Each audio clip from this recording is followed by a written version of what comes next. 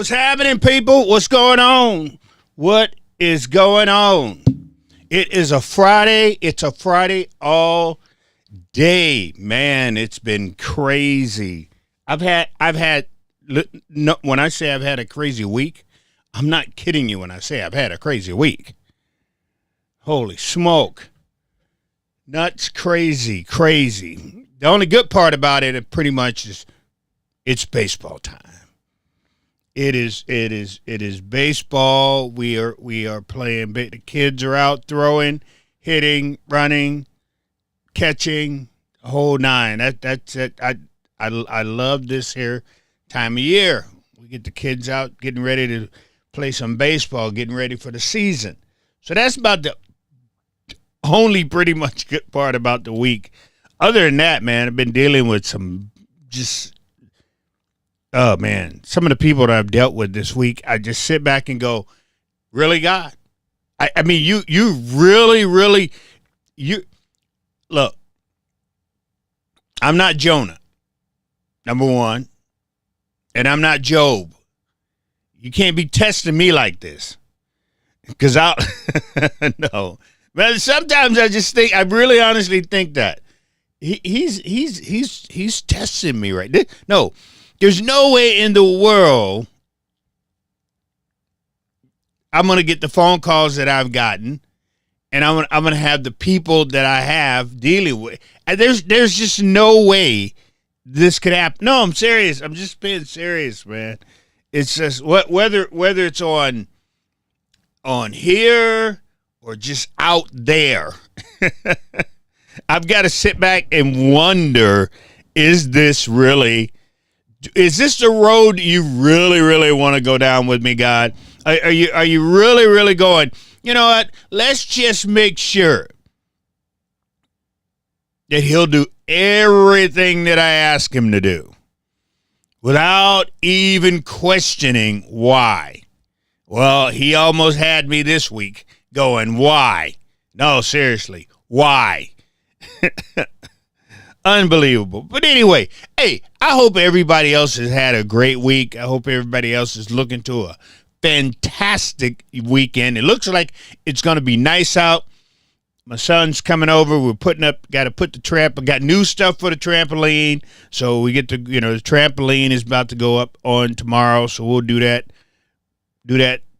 tomorrow. And I'm going to throw some meat on the grill. Got the grill going to be going here.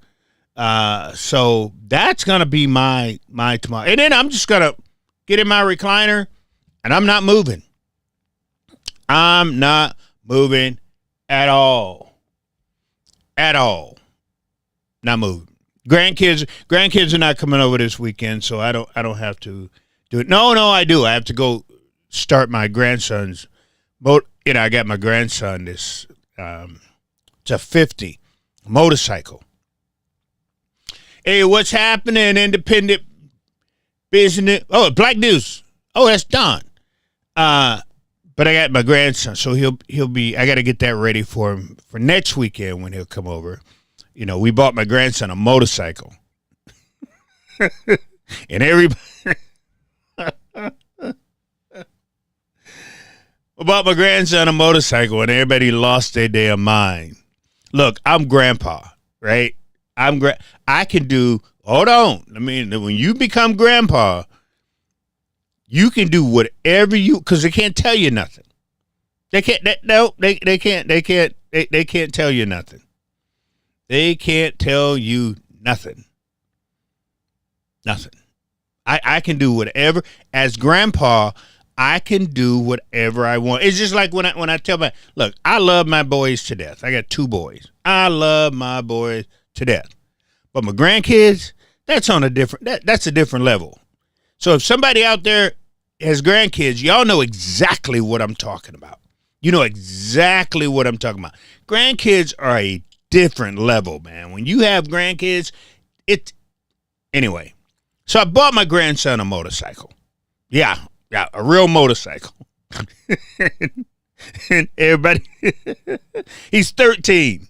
He's 13 years old. Everybody lost their mind because I bought him a motorcycle. But anyway, That's just what grandpas do, right? That's what we do. I don't know about you, but that's what I did. And they lost their mind. Well, no, Nana, she didn't lose her mind because Nana was in on it with me. So we had to go out and buy him a helmet. So go out and buy this. We go out to get the helmet. Went to Maple Grove to this helmet place, and I didn't know how much. I'm like, get a good helmet. It's gonna run what? Good, 100, maybe 125. Walked out the store with a helmet of $300. Anyway, that's what papas do. Just saying. But anyway, hey, you know what? Funny thing this week. I don't know if y'all been keeping up. I don't know if y'all been keeping up with the war that's been going on. No, not the one in Israel. I mean Israel. Well, yeah. Not the one in Israel, Iran, Iraq, or wherever. Not that stuff. That's boring. Candace Owens and Laura. Y'all been keeping up with that one? Crazy.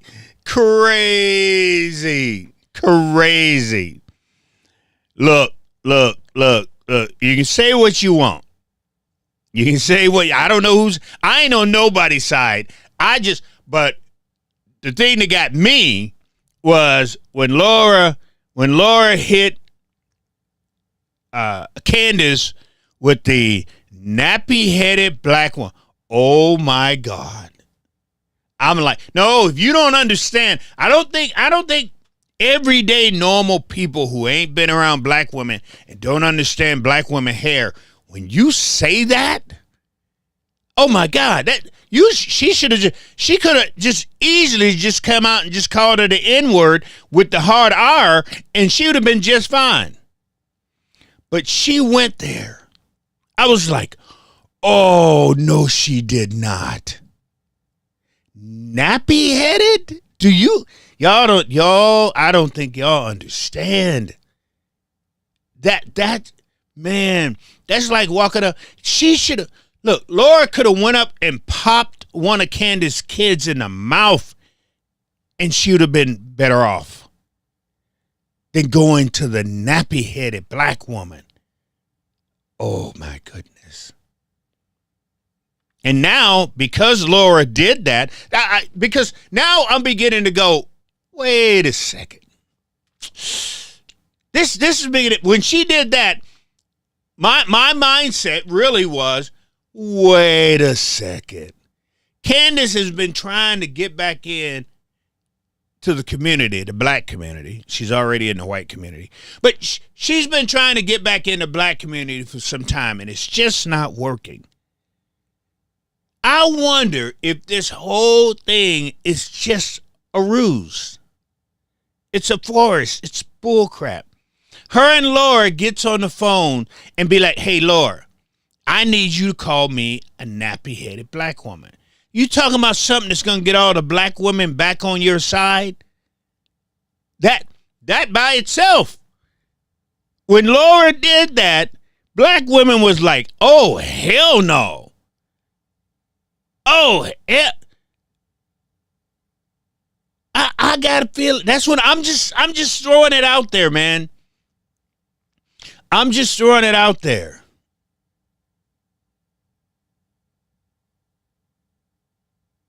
This just don't feel like one of them.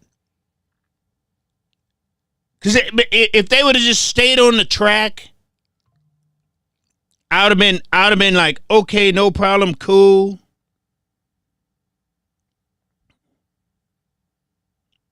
No problem, cool. The girl, that gal is great. What is he talking about? Met somebody at a police function. Anyway.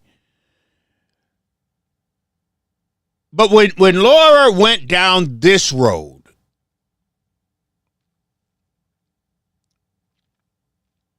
I'm like, are we trying to? What's going on, John? I'm sitting there going, are we trying to get Candace back in the good graces with black women? Because that's what this is basically leading to. When she said that, black women were like, "Oh no, no, no. We don't like Candace. We don't deal with Candace. We don't do nothing. But you don't come off talking about nappy-headed black." So I've got a feeling this is. I'm just saying. I'm just saying. With everything that's been going on here lately, with especially with the Southern poverty thing that went down with Kash Patel and the rest of the administration up there who lies out there, but this just feels like this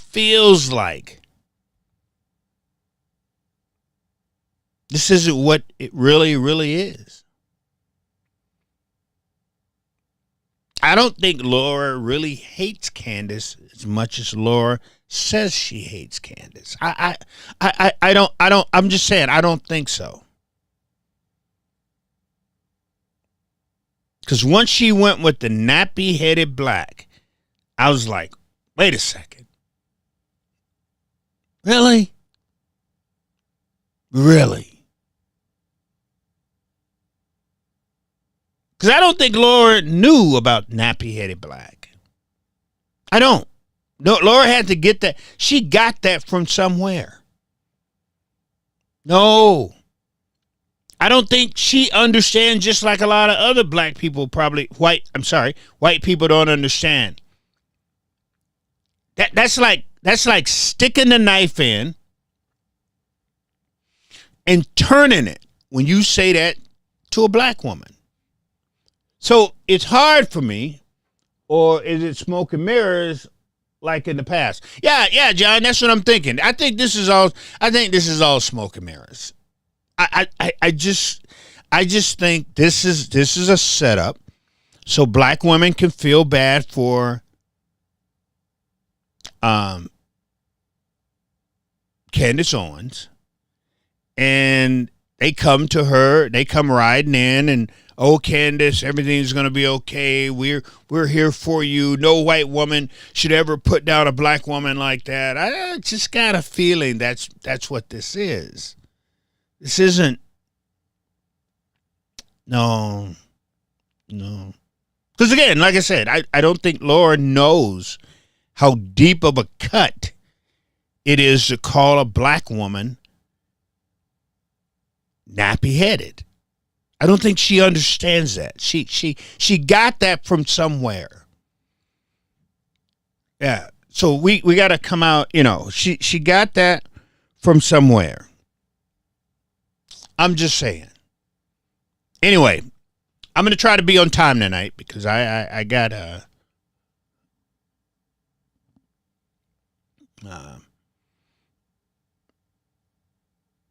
got to watch some TV. Got to watch a movie with the wifey.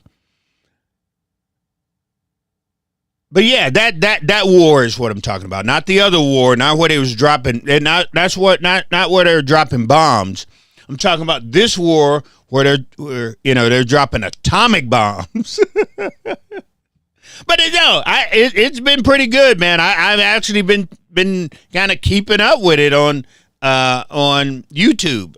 I go on there, I read I listen to what Laura says, then I go in there and listen to what, Candace was breaking her down the other night and all this here, but I just don't feel like a rap battle. I've been through every rap battle. Every rap battle there is. Hey John, I don't know tonight the wife is picking it's whatever she picks out on Hulu, not Hulu. What's that? We got this streaming service. Matter of fact, John, funny you asked that. Because wifey asked me, because my son's coming over tomorrow. We got new stuff for the trampoline. So we're putting up the trampoline. So I'm at the baseball practice yesterday, John. The wifey hits me up and says, me and Andre are going to see the Michael Jackson movie. And do you want to go? And I'm like, no. Not that I don't like Michael Jackson. I'm a Michael Jackson fan. I grew up on Michael Jackson. But how many Michael Jackson movies can you make? I think I've seen every Michael Jackson movie that's been out there. So, no, my wife and my kid are going to the Michael Jackson movie, but I have no needs or wants. I got to get my garden ready because this year I'm going to try to grow cantaloupe. For 3 years, I've tried to grow watermelon. Ain't worked. Ain't done. They get about this big, and that's about it. Then everybody comes and start picking and eating them. So I figure I'm gonna redo my garden on tomorrow. I'm gonna get it ready. I'm gonna get everything ready to go.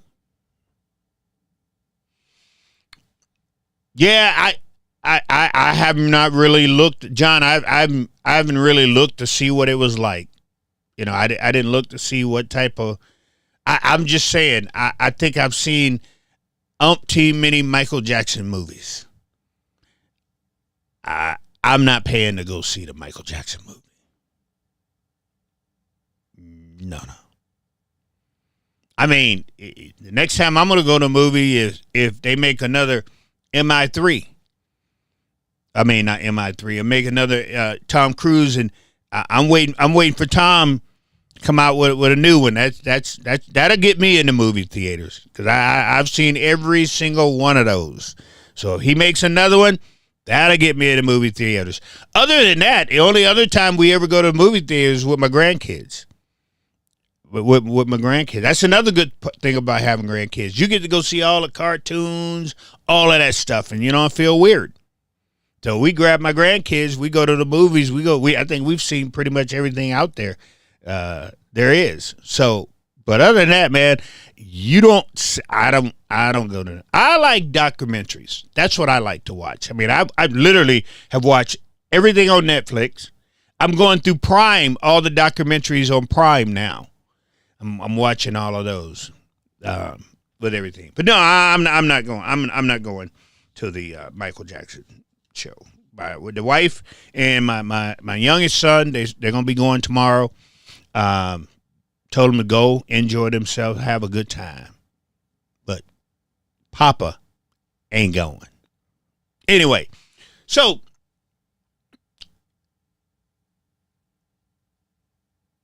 when the FBI wanted to find out about any black organization, the Panthers, they sent in undercover agents and operatives to infiltrate the Panthers. And not only that, they set the Panthers up to where they were a couple of people in the Panthers start moving drugs. This is all FBI. Start moving drugs in the Panther Party movement. And they did it for the reason that then the FBI can go in there and raid the Panther Party. And they paid people to go in to do these things. Martin Luther King. I mean, they got videotape, they got audio tape, they got where he was at and who, and they sent in operatives into Martin Luther King's organization. Same thing with Malcolm X. Malcolm X had his organization. What did they do? They sent in informants, and they paid these informants to go into these black power movements for two reasons: to break them up and to get information. And they did that. The FBI brought down every powerful black movement there was. Think about it for a second. I'll give you a second to think about it. And if you don't believe what I'm saying, I suggest you look it up. Anytime black people were gathering somewhere, you better believe, and there was a powerful movement, you better believe the FBI had somebody around. And look at the movements today. They do the same thing. If you don't think that there isn't, the FBI don't have somebody in some of it like Black Lives Matter. If you don't think the FBI ain't got somebody in there with their nose in there, you're wrong. But this is what they do to black folks. Have been doing it for a long time. And ain't nobody said a word about it. It's been cool.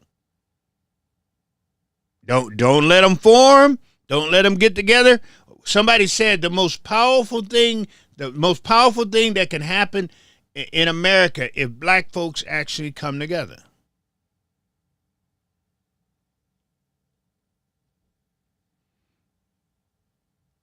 Okay, John, I'll ask them when they get back and see what they say. See what they say about it. The Michael Jackson movie. Well, I have the wife come down and give you her 2 cents.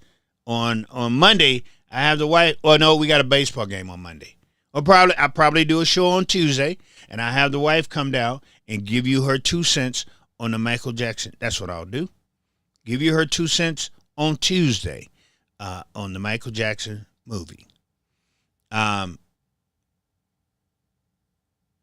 the FBI, the CIA has always infiltrated the black movement.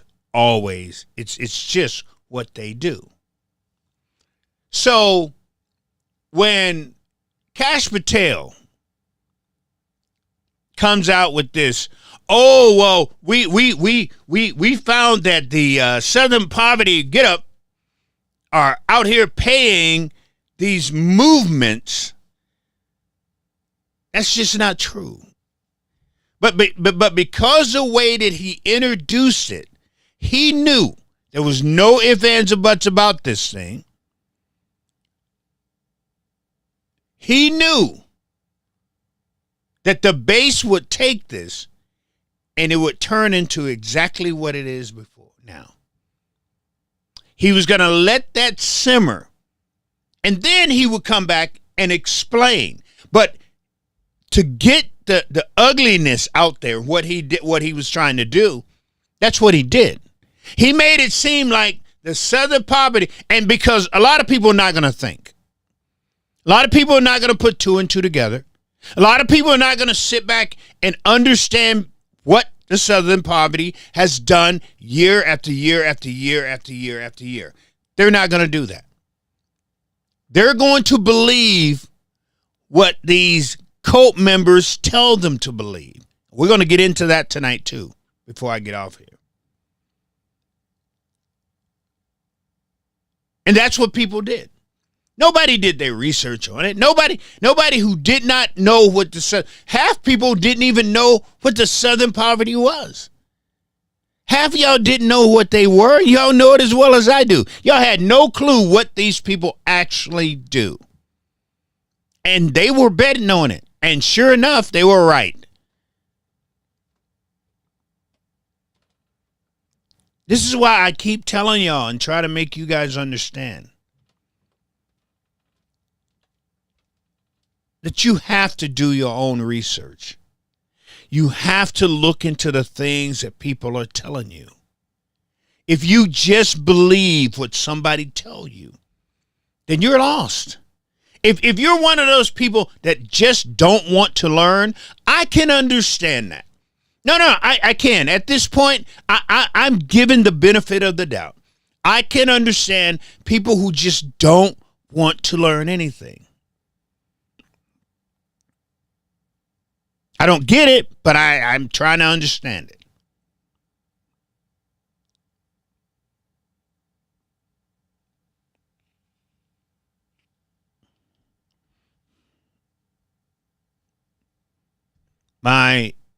When I was going for my bachelor's degree, one of my teachers would always say, if you open your mind, you can feel it.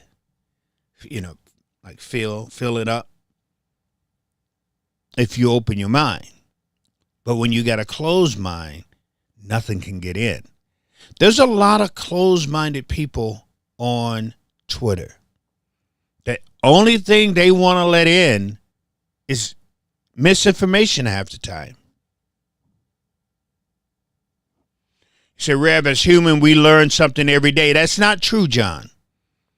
That's not true. There are people out there, John, that don't want to learn nothing.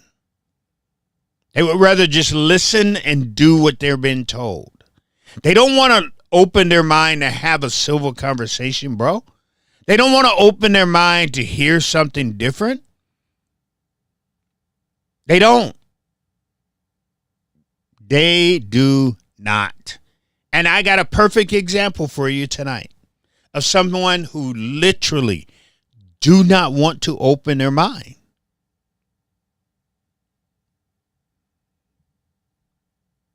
But if you listen to Trump and his administration, if you listen to Kash Patel, when they first came out, you would think that, yes, this Southern poverty, you know what they were doing? They were paying people. They was paying the Proud Boys to go march on the 6th. They was paying them people who went down there with the tiki torches. They was paying those people. That's just not true. That's not what this thing was. That's not what it's about. Then they had to come out and start telling the truth. But by that time, the closed-minded people had ran with what they told you.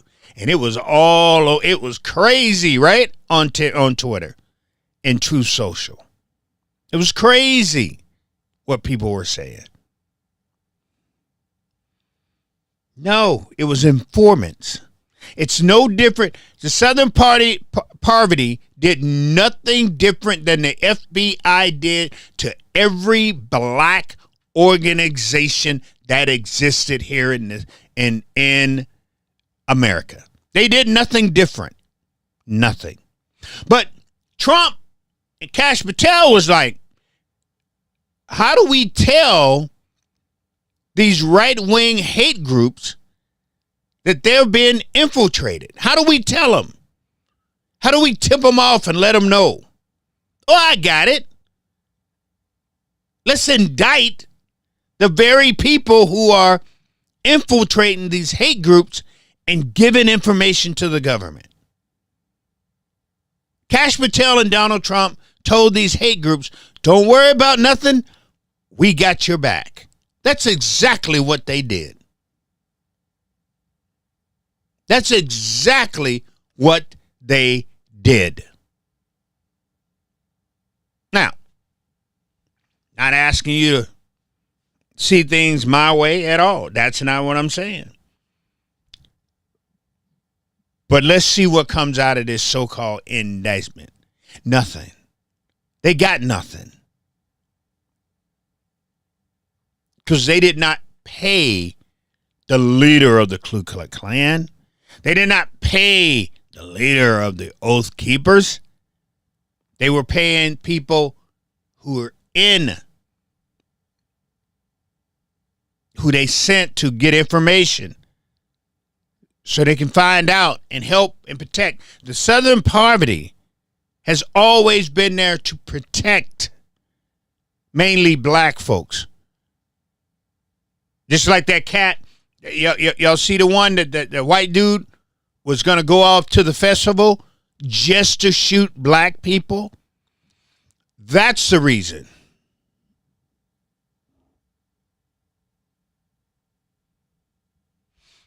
Yeah, be open-minded and look it up for yourself. That's all I'm saying, John. Be open-minded and look it up for yourself. The reason they even exist, the reason the Southern Poverty even exists is because there were so many, and there still is so many white hate groups out there.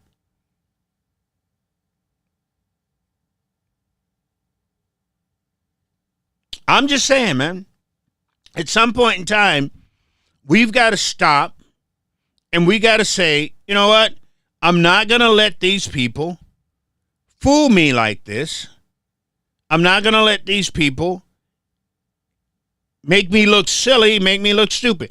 So anyway, and this is what I'm and I say that to lead into this tonight. Because I was told on yesterday. So hold on, let me show you. Let me show you.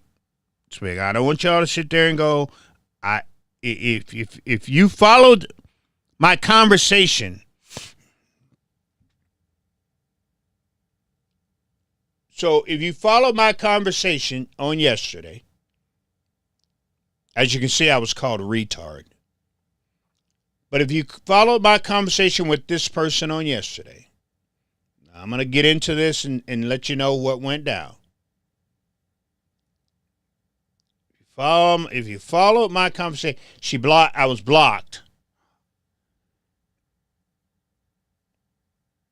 I was blocked. She said, I'm blocking you because, like everyone has said about you for some time, you really are that retarded. And you sit there and you say to yourself, well, why? What did you do, Rev, to make her come out and say that? She blocked me, as you can see. What did you do, Rev? What did you say for this person right here to say what she said about you? I didn't agree with her. No, I go to the thread, go to the conversation that her and I was having, and show me anywhere where I was disrespectful, that I put this person down, that I called this person names or anything. Show me anywhere in that conversation where I said something that was disrespectful, wrong, mean to this person. It's not me. That's not what I do. That's not how I roll. But see, what you're not going to do is you're not going to get me to agree with everything that you have to say. It's just not going to work. Again, I say this here to you. I have been on both sides. Let me explain this one more time so people can get this in their heads. The first time I ever voted was for a Republican. Then I voted for a Democrat. Then I went back to the Republican with the Tifa. Hell, I just got something from the president, from Donald Trump just the other day. And I was trying to figure out, I was like, how in the world did he get how are they getting, how is the RNC getting my address? Getting my address. And I remembered. I'm probably still on, after all of this time, I don't remember ever taking my name off of the Tea Party's mailing list. After all of this time.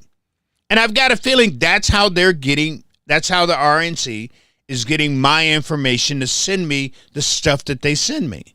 That's not the first piece of mail that I got from Donald Trump in the White House. It's not. But I couldn't figure it out. And I kept saying to myself, when I went and I joined the Tea Party and all my information was turned over to the Tea Party, that's probably how I'm getting all of this stuff. But it's not like I've never been a Republican. And it's not like I've never been a Democrat. Exactly what I say to you now. If that's your party and that's the water you want to carry, go for it. You have never heard me on this thing telling people not to be Democrats and telling people not to be Republicans. Never.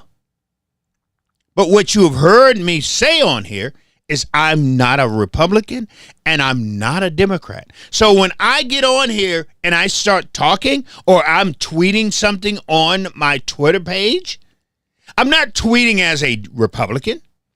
No. And I'm not tweeting as a Democrat. No. I'm tweeting because I'm clear-pilled after being red-pilled first, blue-pilled, then red-pilled again. I know, I'll take that clear one because the red side is just as screwed up as the blue side is just as screwed up. I don't like either side. I'm just telling you point blank.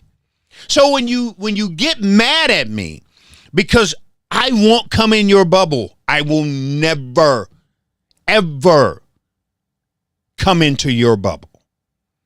So that's why I tell people, if you don't like me, you don't have to call me names. You don't have to call me names. I mean, it took me 5 years to get my bachelor's degree, but I'm sure it only takes other people 4, but it took me 5. Because I didn't have the money at the time. It wasn't because of the grades or anything like that. I can bring my grades down, and show you my grades of me getting my bachelor's. But it did take me 5 years to do it. So I don't think a retard is going to be running around here with a bachelor's degree, do you? I know, I'm just saying. I'm just saying. My theology class, I literally aced my theology class, but hey, I'm a retard, as she says. So she blocked you after calling you. That must have told her. Well, no, she blocked me because I refused to give in to her and to agree with what she said. Okay, so watch this. Watch this. I'm going to show you exactly the reason why she's upset. I said this, and I'm going to tell you the reason why I said this. Because of the lies. Because of what the Republican Party has done here in this state of Minnesota. Nobody believes the Republicans. Number one, right? The Republicans' message, listen to me, we see the fraud every single day. Guess who's talking about it? The news. That dude, Louis, what's his name? Lou got something every single day he's talking about fraud. You would think that would be an easy pitch for the Republican Party. He said, Rev, the reason I listen to you is because you speak what needs to be. Well, I think I do, John. I do honestly believe that I give you the truth. I don't beat around the bush. I don't make nothing up. I don't lie to you about nothing. But anyway, as I was saying, all the fraud that's going around here in the state of Minnesota since 2000, hold on. It's been going on long time. But I'm just saying, I'm just going to go back to 2018 when the Republican Party had a representative all the way in Washington talking about fraud. And the Republican Party here in Minnesota still couldn't make that stick. They couldn't make it stick. You would think right now, everybody on the Republican side who is running for a seat, you know what they will be talking about? 24 hours a day, 7 days a week, they would be talking about fraud. But they're not. Correct? But they're not. Think about it. Now, again, here is what I want you to do, is I want you to come out of the bubble for a second and hear what I'm saying. And if I'm wrong, then you know what?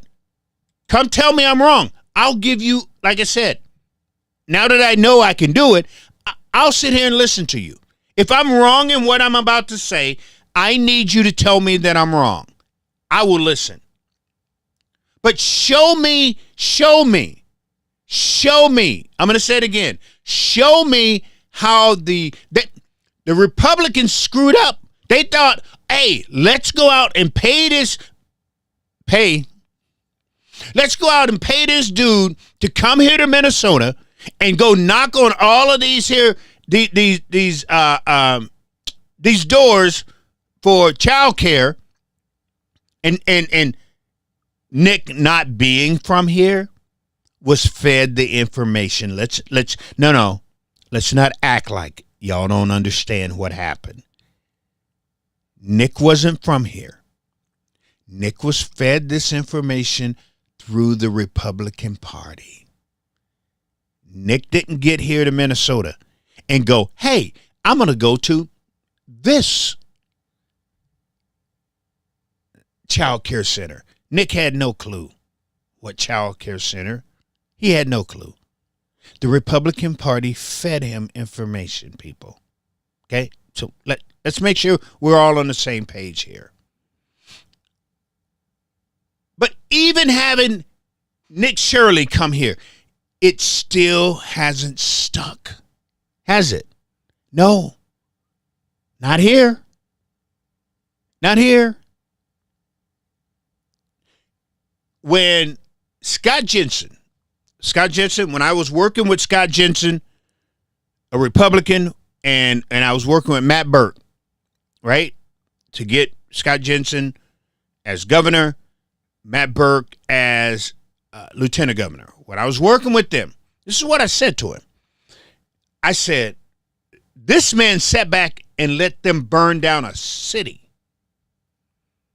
And there are people in this city that, watch this, if you go talk to them, if you give them a message, if something, right, if you get in front of them, those people will listen. So I told him, I said, this is what I would do. If I was running for governor, I would put a flat screen TV in every black barbershop, every black beauty shop, and and all the black grocery stores. And I would run a promo in a loop about how the Democrats let the city burn, how they basically left poor black people, poor white people, they left them out to dry, and they didn't take care of the elderly. I would run that in a loop. I would remind people every single damn day what the Democratic Party did. You think they done that? You think after this man had burned down the city, you would think the Republican Party would use that and run with that? I mean, it was like, here's a silver platter. But you know what the problem with the Republican Party? They have zero clue. No, they don't have leadership. They don't have someone that can take that, the burning of this city, and put it in a ball for them and say, go score with that. They don't have it. They let an opportunity. When Scott Jensen, the last time that we had an election here, was coming off the heels of the city burning.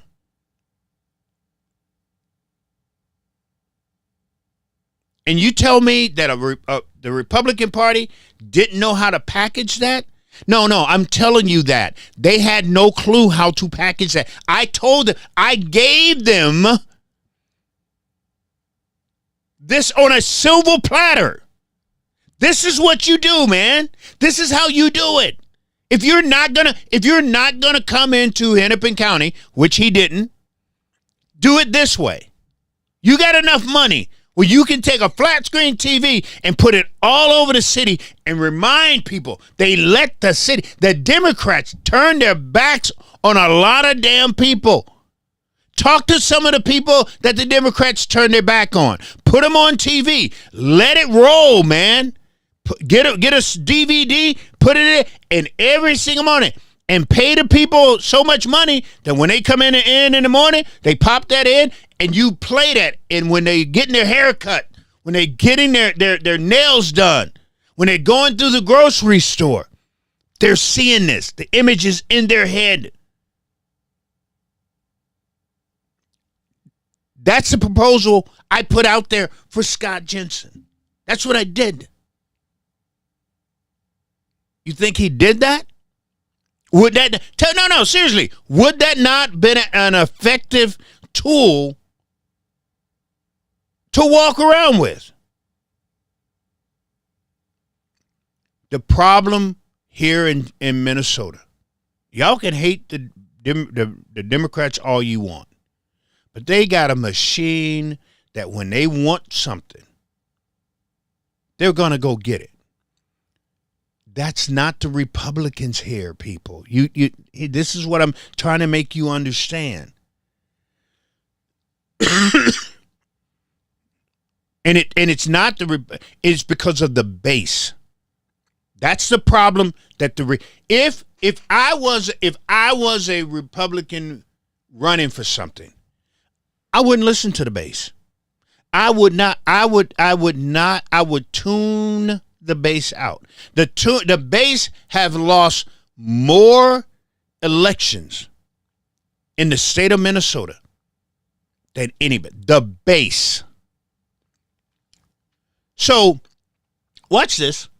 So the big thing now is this is what the Republicans do. This is their mindset. If we just say it, then our base is going to take it and they're going to run with it, and it may make news and it may get newsworthy, right? That's what they do. So along come the new thing that the Republicans have here now that they got their base carrying water on is dead people on voting.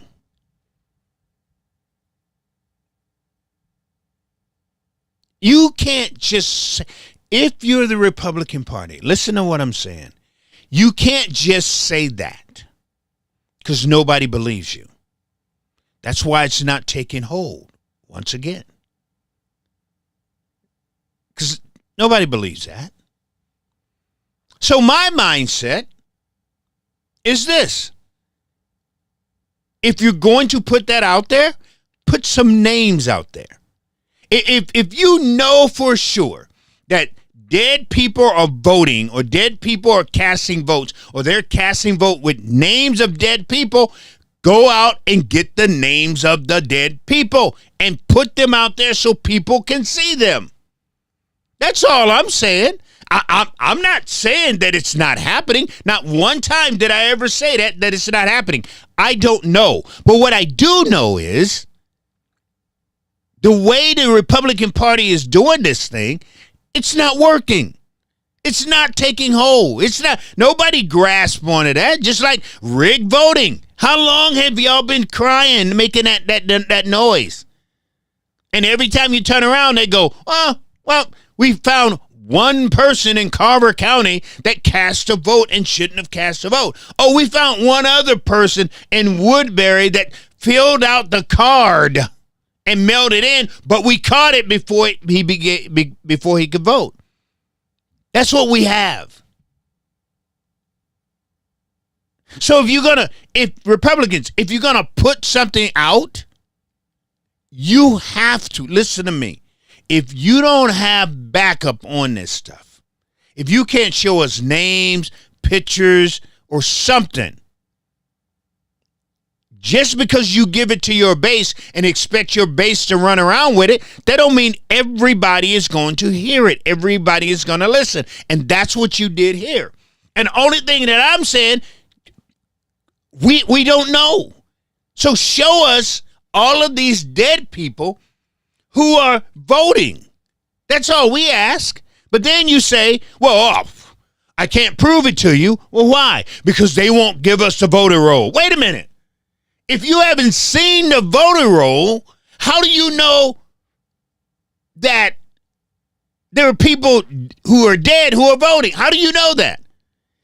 Well, hold on. No. Stop for a second. Stop.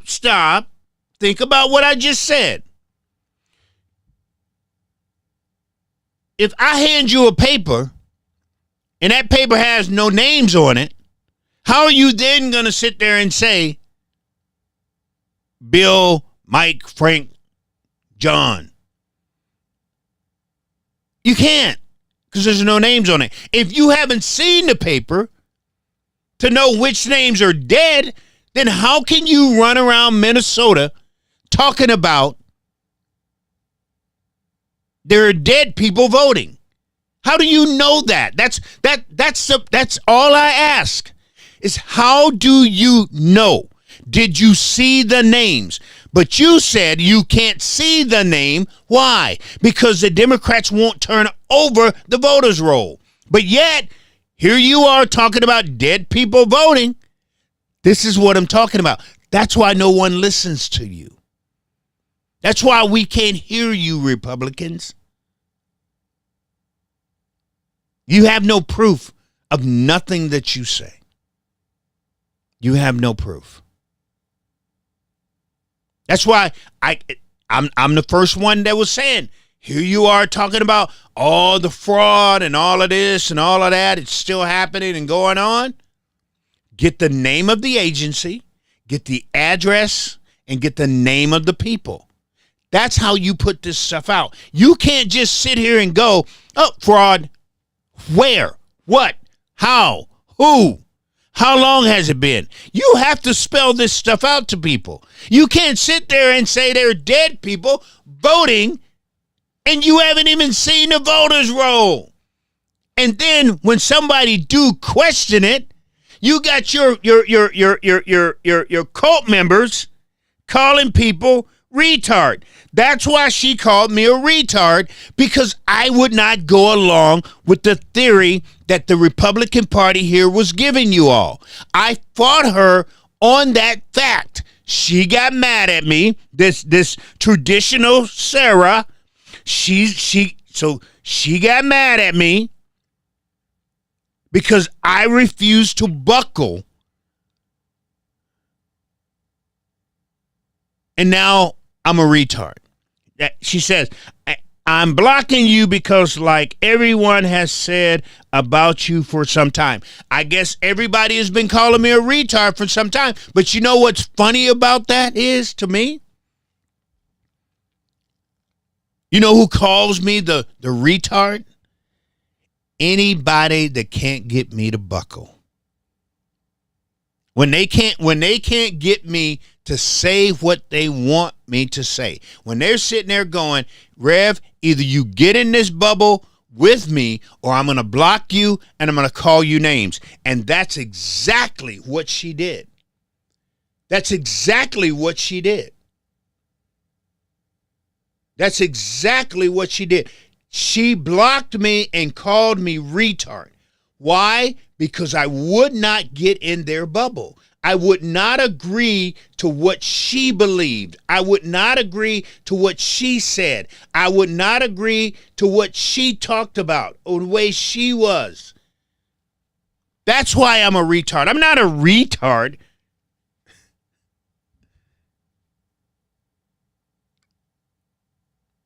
But that's what happens when you don't go along with the cult. When you stand outside and you watching them going in circles.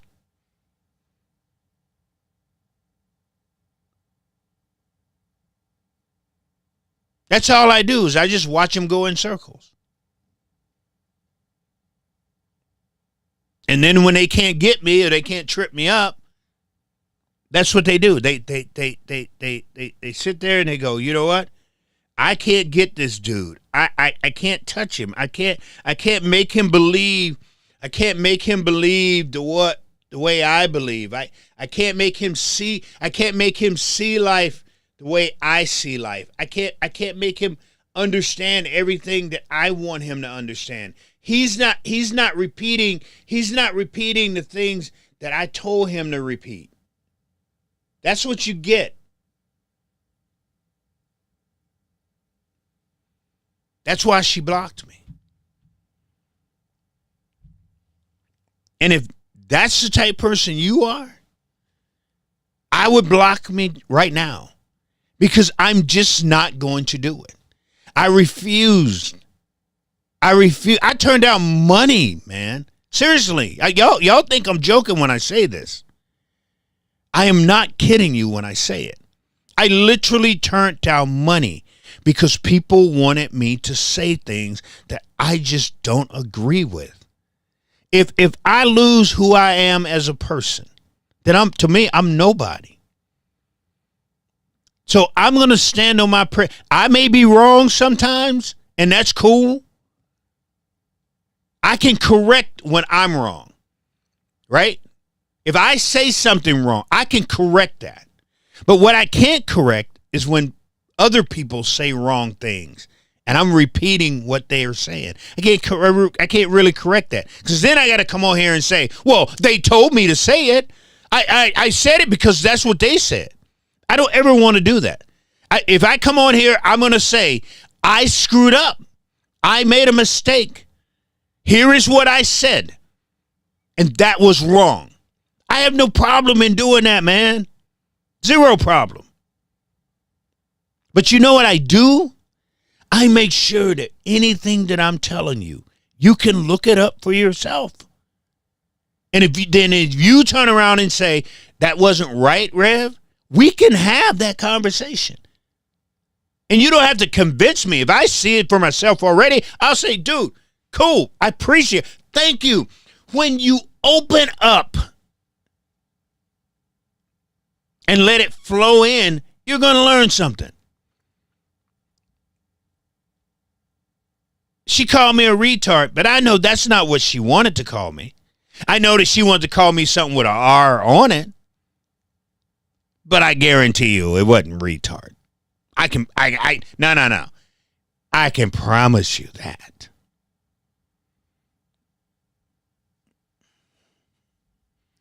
She just had to suppress herself from saying the other R word. And that's what she came up with. No, trust me when I say that. It ain't like I ain't been down this road before. Many times I've had to deal with people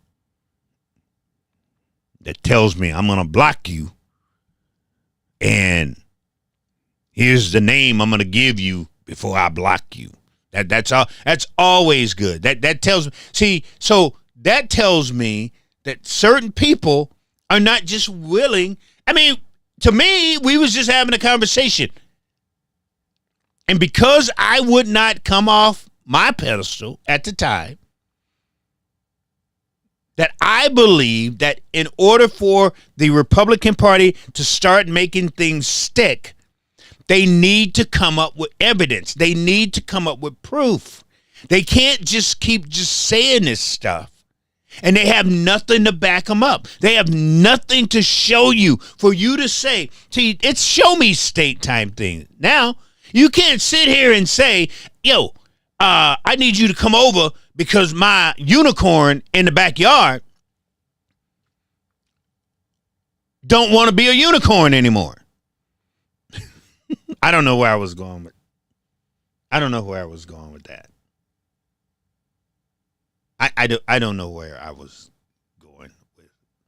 Yeah, I do. In other words, don't tell me you got a unicorn in your backyard and I come over and you don't have a unicorn in your backyard. That's what the Republicans do. They keep telling us, oh no, I've got a pretty unicorn in my yard. And we run around telling everybody, oh, look, the Republicans got a unicorn. And then we get over there and guess what? There ain't no unicorn. What's happening, James? James said, hey, don't talk about my unicorn. Where'd you get it from, a Republican? You had to get it from a Republican because they're the only ones with unicorns. That's all I'm saying. No, seriously. That's why a lot of stuff here in Minnesota that the Republicans put out, that's why it don't stick. And another reason it don't stick is look at the people who putting it out. The numbskulls in the Republican Party. You can't let Eric Lassaro put stuff out.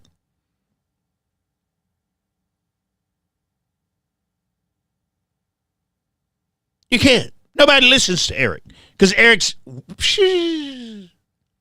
You can't have Walter Hudson put stuff out. Because Walter Hudson deals with the base. And the base is the problem. I don't know who else is going to understand what I just said. But I'm just letting you know. You can't let him put it out. Nobody listens to Walter Hudson but his base. Other than that, where votes count, nobody listens to Walter Hudson.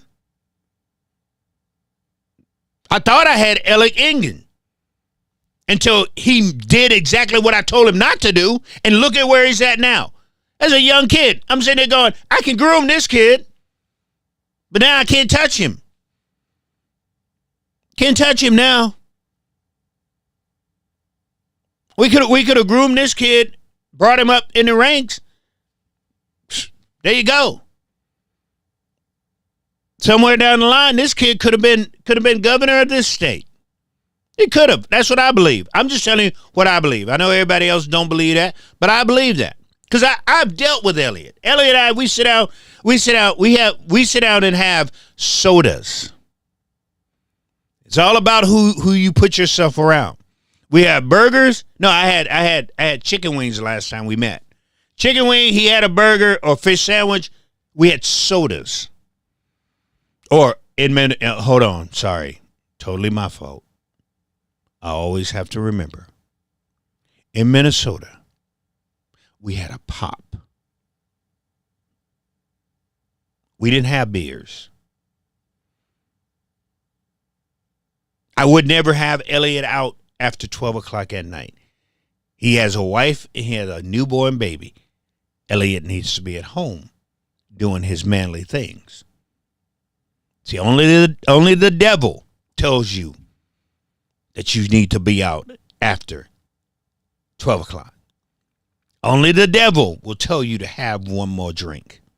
And only the devil will tell you to put your keys in your car and drive home. And he said, how you know that, Rev? Because me and the devil was close.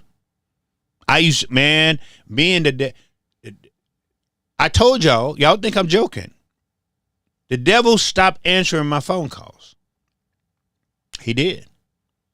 Now, how'd you get over with God? I'm telling you, the devil stopped answering. He's like, no, Rev, devil text me. Can't hang out with you, dude. You crazy. So I know what the devil will do and won't do at the end of the day. But the bottom line comes down to it. The just like now, you got all of these Republicans running to be governor, and not one of their messages sticking. Not one of their messages is sticking. It works out in rocks and cows. It works for their base, but where they really need numbers, where they really need votes from, it ain't working. Nobody's listening to Lisa Dumas. Not at all. Nobody listening to Kendall Qualls. And then Phil Parrish, that idiot. I don't call people names, but when you that stupid, that you're gonna put up the tweet that he put up a couple nights ago, and he's running to serve all of Minnesota. That was the most idiotic thing I've ever seen from a candidate. That's how I know the Republicans are not serious.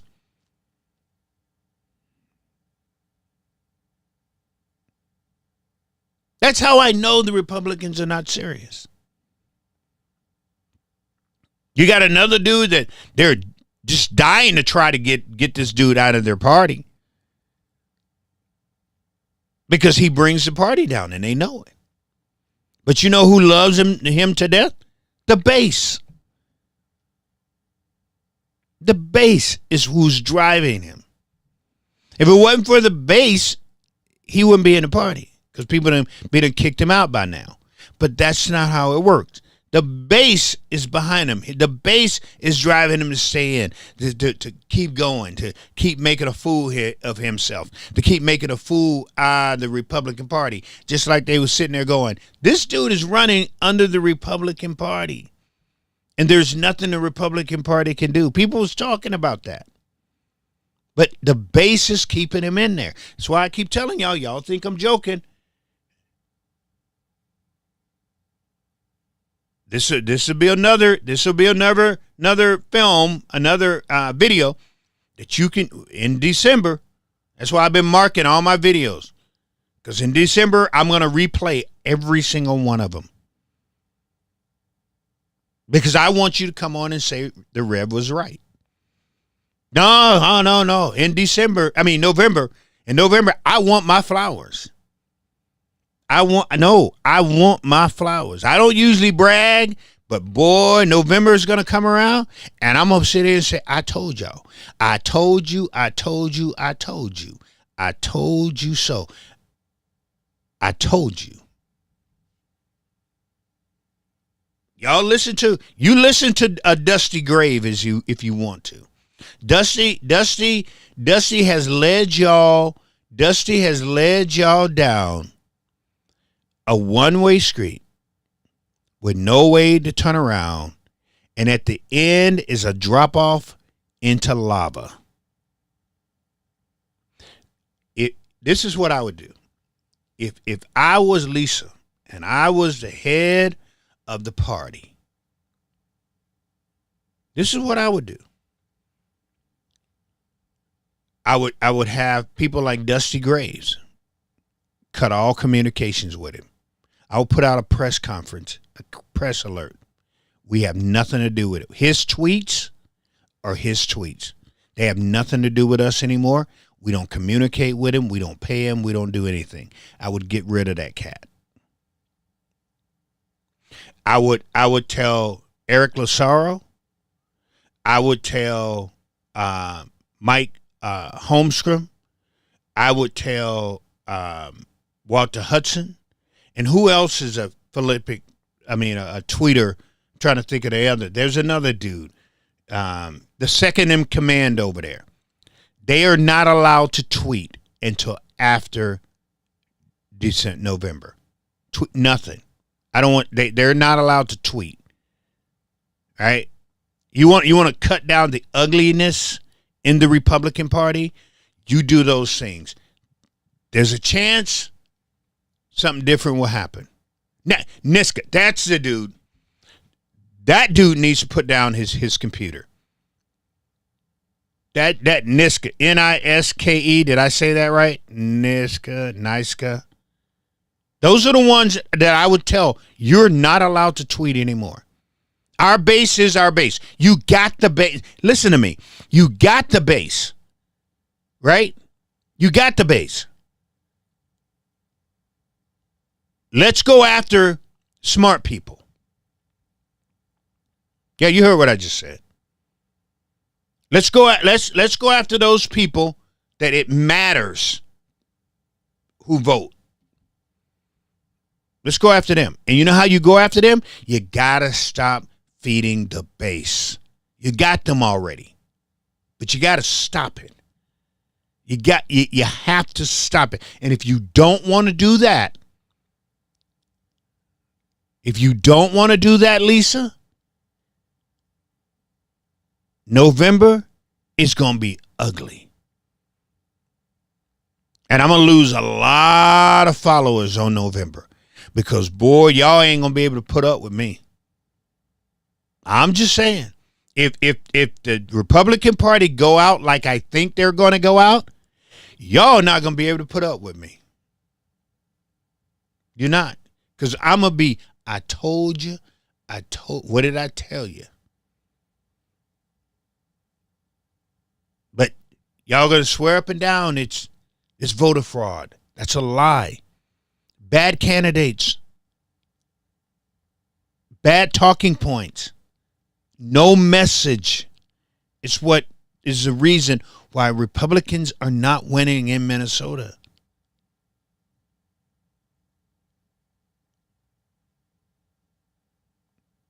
Dusty ain't no political expert. What if Dusty won? Dusty ain't won nothing. Nothing. Not statewide. He can win in Buffalo. Maybe Rockford. Clear Lake. Sure. But Dusty ain't won nothing statewide. Dusty hurts this party. He hurts the party. Dusty hurts the Republican Party more than anybody out there. If the Republican Party wants to change, if the Republican Party wants to start opening up the tent, want to start having more people in there, want to start actually getting people who are going to vote, if the Republican Party really want those independents, then there are people that just can't be visible in the Republican Party right now. That's what I'm saying. From now until November, if I was Lisa, I would shut them down. Literally, because they do more damage than they do any good. But Lisa ain't got that sense. She ain't got sense like that. Lisa don't have leadership skills like that. She don't see that. She don't see the future. And it's not because she ain't got no sense. That I don't mean it like that. But when you stay in the bubble, you stay on your side of the fence, and you don't talk to, understand, and can't get with other people, then you're going to be who you are. Every time they post pictures, I don't see nobody in the room that looks like me. I don't see no other brown people in there. I don't see no Asians. I don't see nothing. And the problem with the Republican Party is they think white people in Minnesota is going to get them over. They look at it, they do like Dusty. Funny, here's the funny part about what Dusty does that I think is hilarious. And I don't think a lot of people have come to the conclusion and understanding that Dusty loves to use the map of Minnesota where it's all red. That map is literally all red. What Dusty don't like to tell you is a lot of that red is just earth. It's just ground. It could be 3 people living in that little bitty area, and because all 3 people vote for Donald Trump, it all turns red. That's what you're seeing. That's what you're seeing. There are more people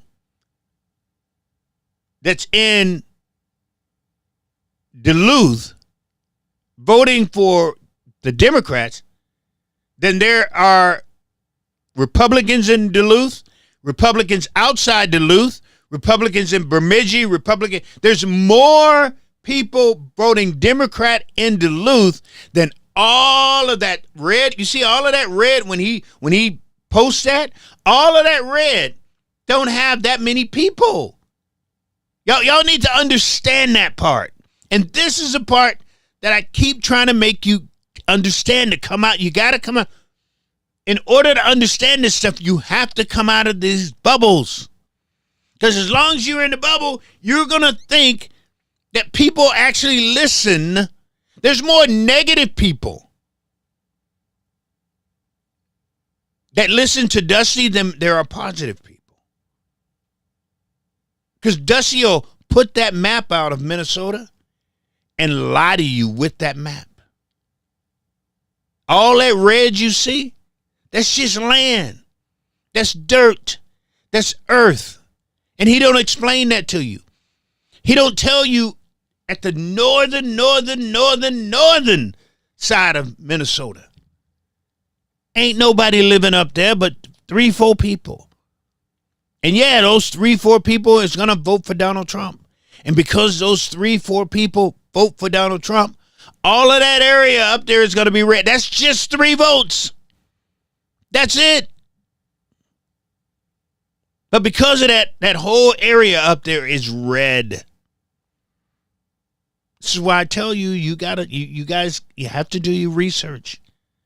You got to come out of these bubbles, because as long as you stay in these bubbles, you're going to have people that can actually make you look like a fool. That's not what I'm trying to do. I'm trying to open up your mind. I'm trying to get you going. Well, Rev did say think. He said, do my research. He said, look into it. He said, ask questions.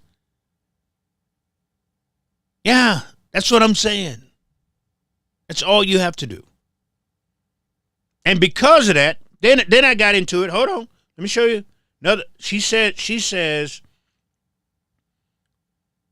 and off of that off of me talking to this traditionally Sarah, I had another person who follows me.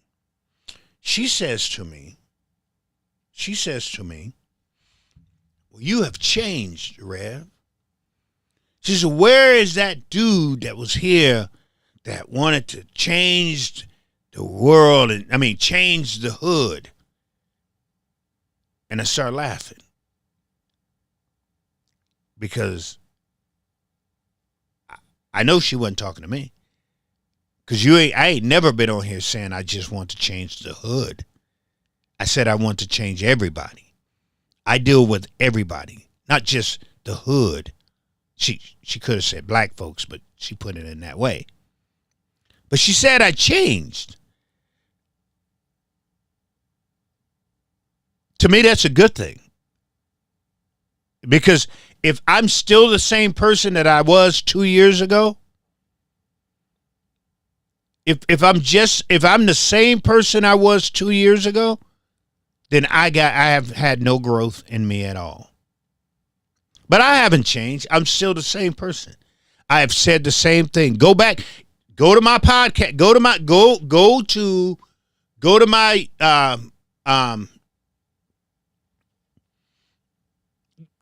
page. Yeah, go to my YouTube page.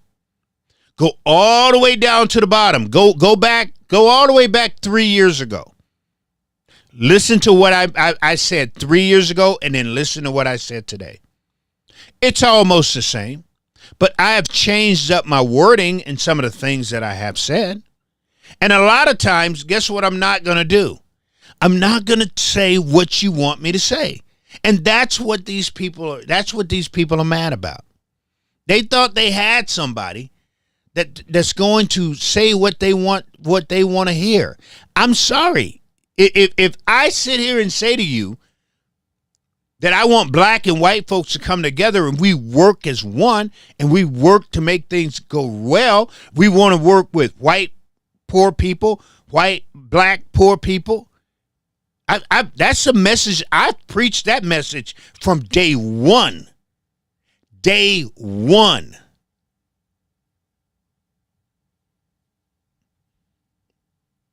The people that I deal with and the people that I work with, I have preached that message day one. Can't nobody come on here and say that I have changed in my wording. What I have changed coming up, have I gotten a little smarter on researching things and listening to things and understanding things and actually thinking about it before I say something? I have. Now, it has my answer to what you want me to say in the way that I want to say something. Is that different? Sure it is. But I haven't changed that much. I haven't changed like she swore up and down on yesterday. Oh, you changed, Rev. No. Only time I've changed is when you don't like my answer. That's when I have changed. When you don't like something that I've said, then all of a sudden, Rev has changed. He's different. He's not like he was before.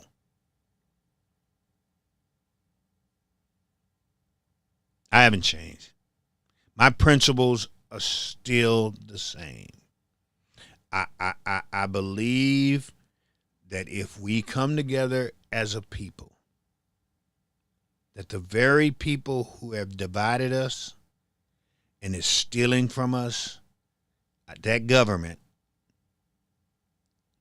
I believe we can do better on our own than this government has done for us. Those will always be my principle. Now, anything in the middle of that, if I say it and you don't like it, then that's on you. That's on you, man. Period, point blank. But like I said, I'm not coming down to nobody's level and repeating what you said and believing in what you believe in. Just won't do it. Just won't do it. And again, if you don't like what I say, you don't like what I tweet, instead of calling me names, and just go about your own the way you came. I didn't go looking for you.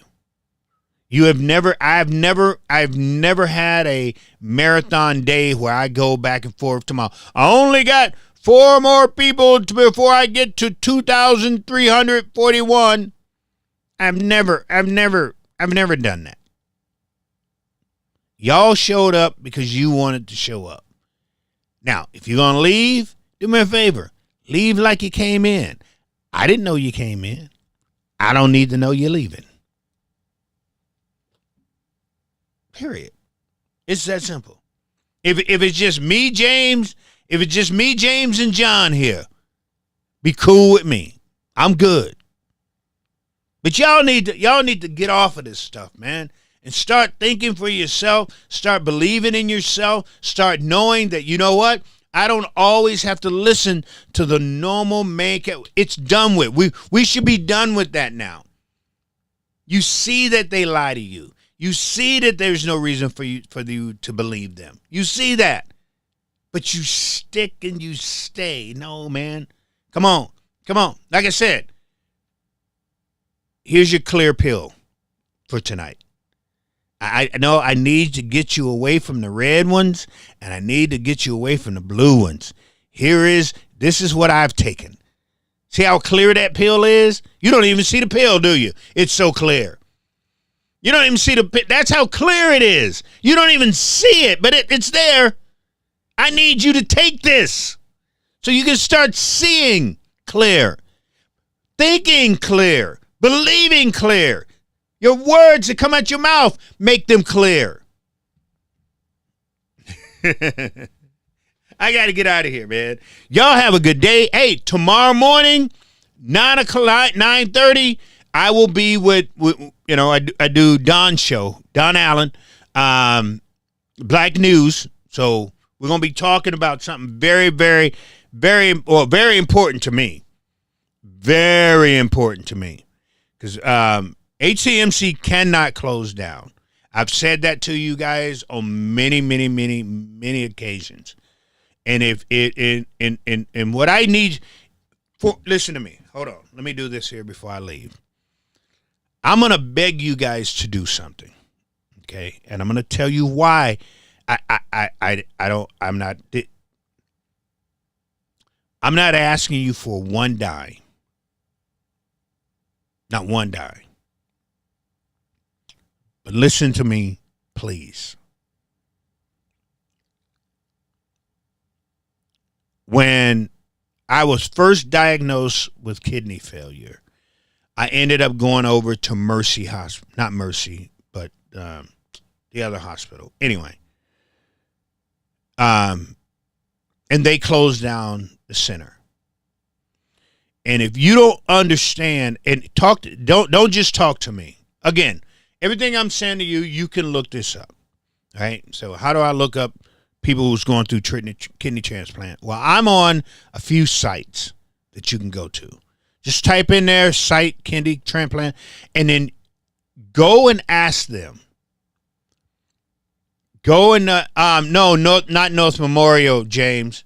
I'll remember it. Abbott. Sorry, there we go. So when I was I started my journey at Abbott. Abbott was having financial problems, right? And they kept saying, no, we're not having financial problems. Then they go, yeah, we're having financial problems. No, we're not having financial problems. Then finally, they gave us, I get this letter that's basically saying, we're going to give you the opportunity to go to HCMC. But here's the thing, okay? And if you've never been through headache and hell dealing with the hospitals and all that there, you don't understand where I'm at and the crap that my family had to go through. So because they closed their kidney transplant center at Abbott, I had to go to HCMC. And what did that mean? Let me tell you. That means I had to start over from the get-jump. That means I had to go through all the tests. That means I had to go through all the doctors that I had to go through. I had to go to HCMC back and forth again to go through all of this here type of stuff. That means my pocket got that much. Now, you would think, coming from, I've already paid my dues at Abbott Hospital, right? They've taken my money. I was over there for 1 year. Coming over to Abbott, coming over to HCMC, you would think they would be like, hey, dude, I'm looking at all these zeros on here that you had to pay out of your pocket. We're not going to charge you. No, I had to turn around and pay again.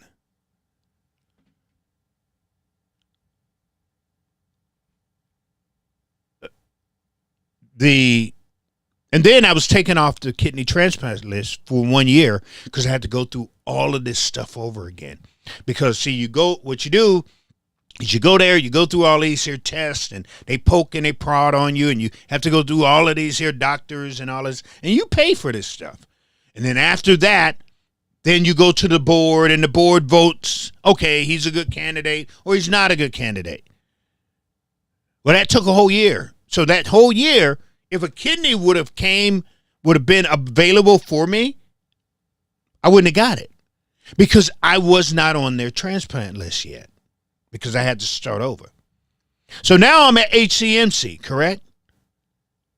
If HCMC shuts down, then that means more than likely I have to try to go get in with everybody at HCMC. 133 people came from Abbott to HCMC. Think about this for a second. HCMC already has over 300 people at the place, had that at the place. So now there's probably about 500-600 people. Now, if HCMC closed down, we all have to get up and go to the university. Everybody. So what did that mean? So that means I've got to go through that again? So now I'm 2 years behind on getting a kidney? And like I said before, if y'all knew the money that it takes for me to stay alive, it would shock you. It would shock you. Thank goodness I do have some type of insurance. That helps. It helps. But you know, you hear about those people who go broke. They have to sell their house and sell this and sell that because of medical expenses. There's a reason. Because it costs so much. Like I told you, I'm at almost $600 every month for me to go see, and I have to see the doctor every month now. Every single month. I have to see this doctor. There's no getting over that. Every single month, I have to go in to get my labs done. Every month. Every month. And my insurance only pays so much for that. I could, by the end of the month, with all the medicines, no joke, with all the medicines that I take, the doctors that I see, I could tell my wife, seriously, I could be driving around for a payment for a Corvette or an Escalade. Easy. And not only that, I could pay for the tabs here. I can pay for the tabs. Well, what I pay at the end of the month for my kidney dialysis and everything that I go through, I could be in a Corvette right now and pay for the tabs with no problem. Right now, I'm not kidding when I say that, man. That's why you see a lot of these old people. Like when I do have to go in to the place and I talk to some of these old people and they be like, just gonna give up, man. Be like, I understand.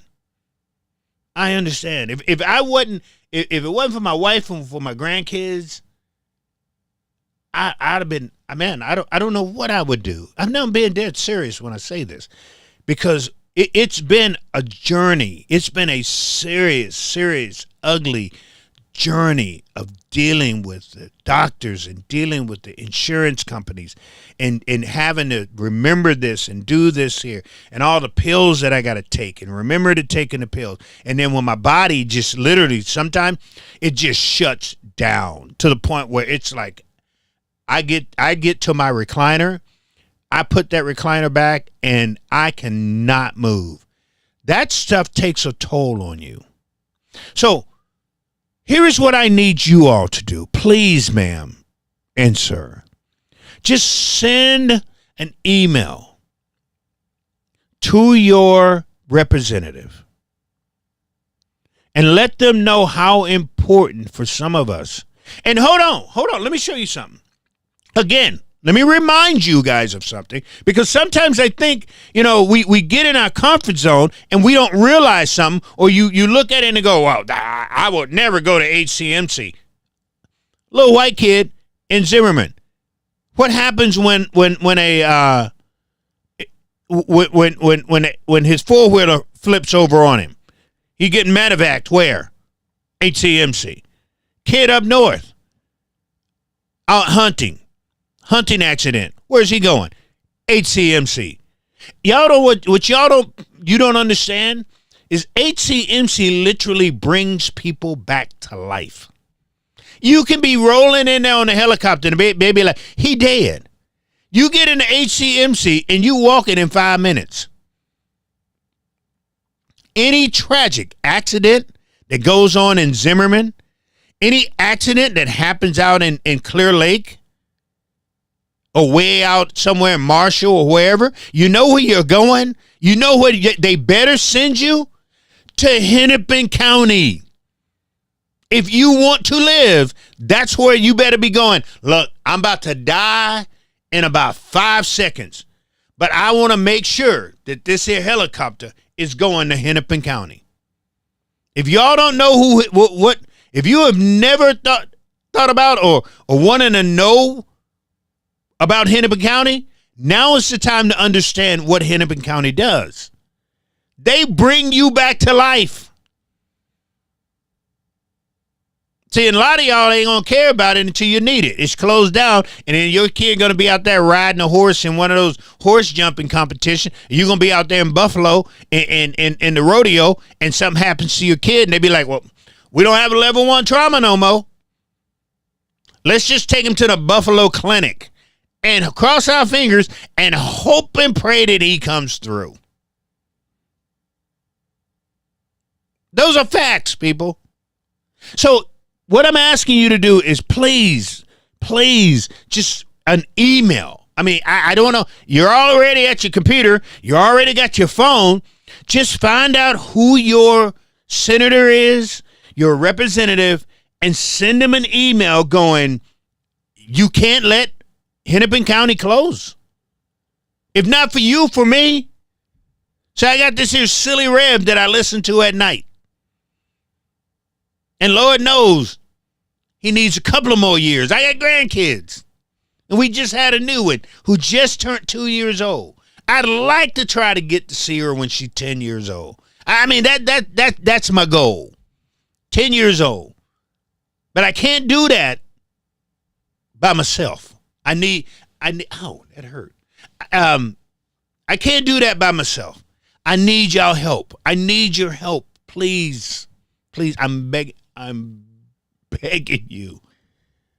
Just send an email or something to your representative, letting them know how important HCMC is to people. Can you do that for me? If you can do that for me, I'll appreciate you. Catch me tomorrow with Don Lemon. With Don Allen on Black News.